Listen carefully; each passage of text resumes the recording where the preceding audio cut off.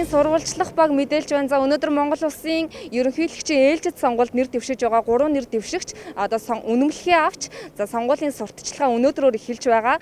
За 3 нэр дэвшигчдээс иргэдэд одоо сонгох сонголт байгаа юу? Сонголттой сонголт байж чадж байгаа юу гэх асуудлаар мэдээлье. Таны хувьд одоо 3 нэр дэвшигч дундаас сонголт байгаа юу? Сонголттой сонгуул болж чадж байгаа юу?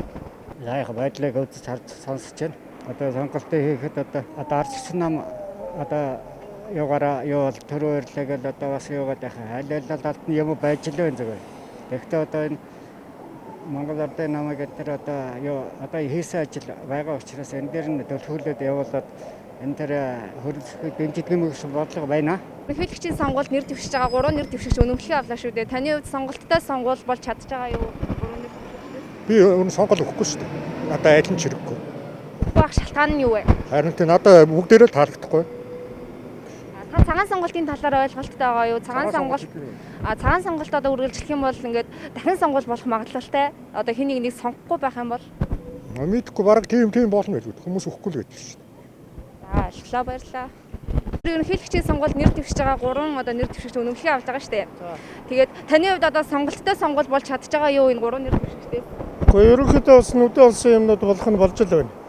Тэ улс их оронд бол хөрөлсөх бол хийдэг юм а хийсэн тийм ээ. Уул нь бол арчсан намаас бол одоо шинийг бол алтан үеийг бол их дэмжижсэн.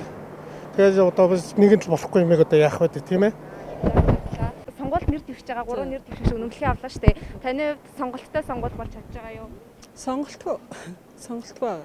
Тэгэхээр та ер нь сонгуулаа өгнө гэсэн бодолтой байгаа юу? Өөх л ах та иргэний үргээ биелүүлээд өгнө. Цагаан сонголтын талаар та хэр мэдээлэлтэй байгаа вэ? Цагаан сонголт нь одоо хоосон цаас өгнө гэсэн үг. Тэгээд энэ нь одоо ингээд маш их хүмүүс ингээд хоосон сонголт өгөх юм бол дахин сонгуул болох магадлалтай. Харин тэр айгу буруу шүү дээ. Ер нь ахиад нөгөө нэг улсаас хөрөнгө мөнгө гарна. Тэгэхээр ер нь бүх залуучууд идэвхтэй өгөөсэй л гэж бодож байна одоо тийм баярлалаа. Ерөнхийлөгчийн сонгуульд нэр дэвшиж байгаа 3 нэр дэвшигч өнөөдөр үнэмлэхээ авлаа шүү дээ. Тэгэхээр таны хувьд сонголттой сонгуул болж чадж байгаа юу? Энэ 3 нэр дэвшигчдээс та саналаа өгөхгүй юу? Өгөхгүй.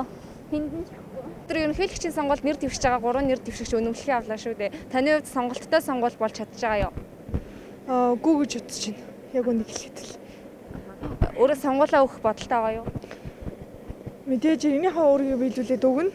Харцсан. Тэгээд өөрийнхөө үеийн залуустаа бас сонгуулаа өгөөрэй гэж уриалмаар байна. За одоо ингээд Монголын маань ингээд хоёр талд нам болоод ингээд хуваагдсан те.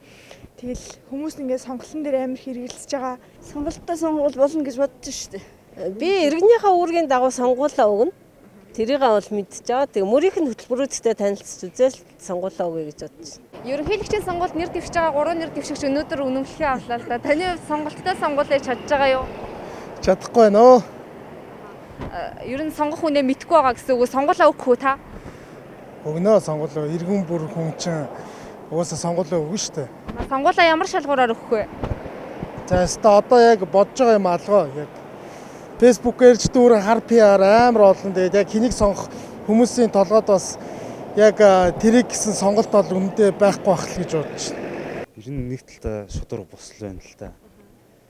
Гэхдээ яг боловсролын тухай ярих юм бол одоо инхот гоёг тэмцэх байх та. Яг боловсролын шалгуураар нь саналаа өгье гэж бодож байна. Тий. Мэдгүй шүү дээ. Би ч улс төр мөр сайн мэдгүй шүү дээ. Та саналаа өгөх үү? Өгнө. Хинд өгөх вэ? Ямар шалгуур тавих вэ саналаа өгөхдөө? Мэдгүй шалгуур малгарын сайн мэдгүй. Ер нь сайн мэдгүй дээ. Ер нь мэдээсдээ улс төр мөр ямар юу гэдэг мэдгүй. Тэгэл аль нэгэнд нь л өгнө хамаахгүй. Ер нь тэр бол хамаахгүй. Миний харж байгаагаар л энэ 3 хүн дээр бол жигэл 3 хүн л харагдаад байгаа шүү дээ. Яг адилхан 3 хүн. Ер нь бол нэг сайн сонголттой сонгуул бол биш. Хөрөсөх Эрдэнэ гэдэг хоёр хүн бол маш хил амтай байгаа шүү дээ. Одоогийн нийгэмд бол одоо тэр Инхот гэдэг хүн л одоо энэ хоёроос арай гайгүй байна да. Амтаа бол өгнө. Гэхдээ арай л сэтгэл төрөхгүй сонгуул.